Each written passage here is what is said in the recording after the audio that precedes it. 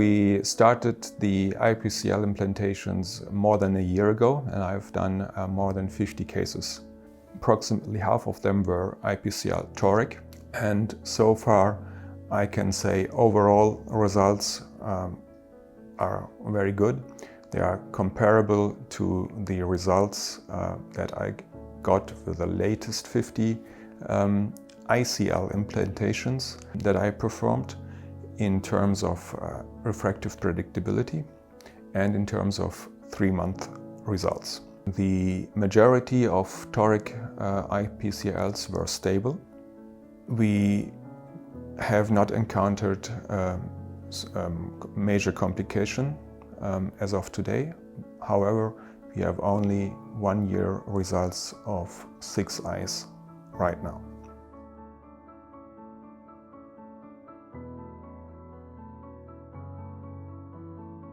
In one case, I rotated the IPCL after initial implantation, and it rotated back in the same position. So this is indicative of some anatomical factors behind the iris that we cannot appreciate as of today, and we are going to fix this with a laser vision correction in the near future. The initial results are almost perfect, and I didn't need a special learning curve, and the technique, the implantation technique, the follow-up, the pre-op screening, everything is as we are used to with the ICL. So you can switch like that. However, it remains to be seen how good the biocompatibility after several years of this lens material in the sulcus will be. That's the most important question right now.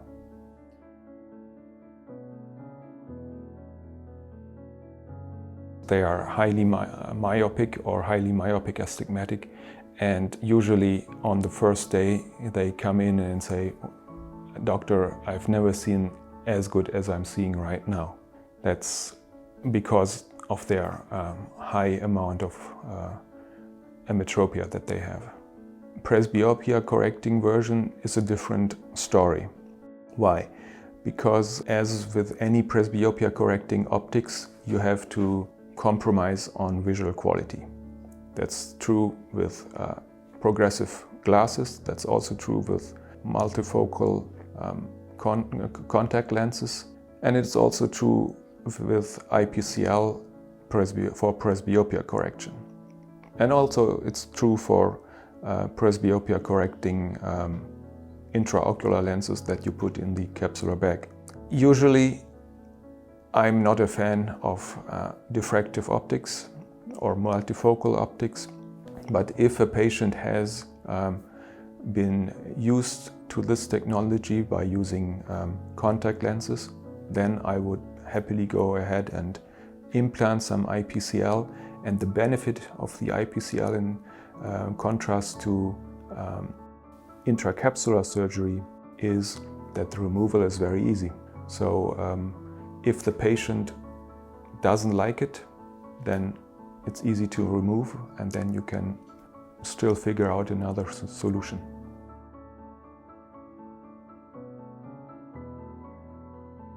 The clinical results were extremely good.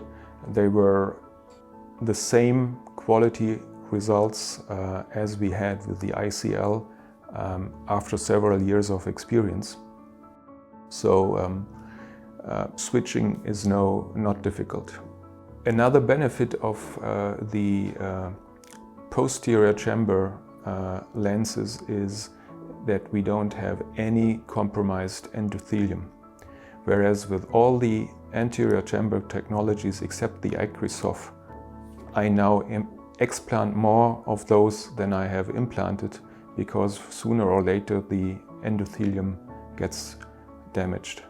And that's nothing that I'm afraid of by when using the IPCL. I think that's a great advantage.